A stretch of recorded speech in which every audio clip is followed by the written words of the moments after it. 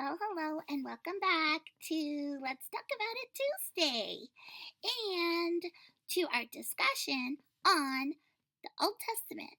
We're saying versus the New, I mean, Covenant, which the first part of this article talks about how Covenant and Testament are kind of synonymous. Okay, Old Covenant versus the New, and really just what those differences are and what that all means. Okay, so we left off on talking about how the law under the old covenant was never a means to salvation. You may be saying, salvation? Like what? Why?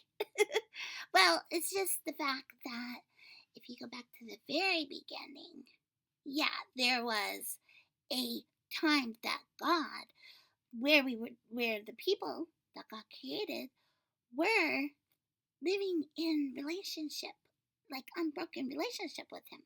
But there was a change in that, and the consequence of the breaking of what he had commanded them to was death. Actually, it was the serpent who was deceiving them, who said, "You won't surely die." No, he said that, but that won't really happen.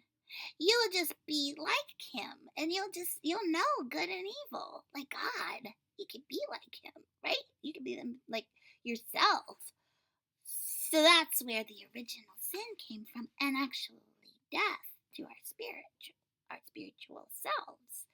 So that's where salvation is needed, to be brought back into that relationship, reconciled to God. Okay? So from there, I would like to keep going.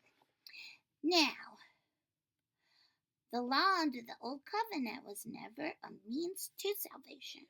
Rather, it led to condemnation as people repeatedly broke the law and violated the covenant. Paul, citing many passages from the books of the Old Covenant, explains, "As it is written, there is no one righteous, not even one.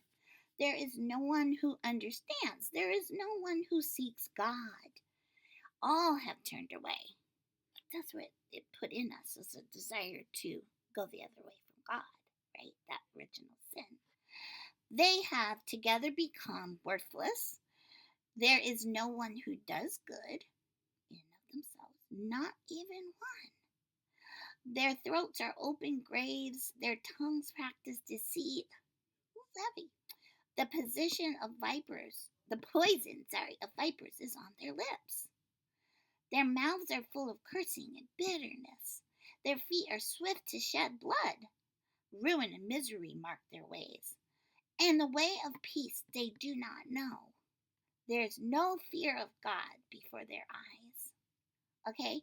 So sometimes we might say, oh, but I don't see that in everybody. That's just not really true. Well, let's think about how we even know what good and bad is because we know inside of us that there are times when we have done something that felt bad or wrong, right? So even if it's not the most ultimate thing on that list, we've still broken the law. We've still committed sin, okay, which causes death. So let's go forward. Now we know whatever the law says, it says to those who are under the law, so that every mouth may be silenced and the whole world held accountable to God. Therefore, no one will be declared righteous in God's sight by the works of the law. Okay? Rather, through the law, we become conscious of our sin. Romans 3:10-20 is the reference for that.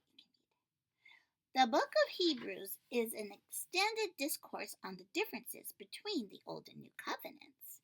Here is one passage dealing with the subject.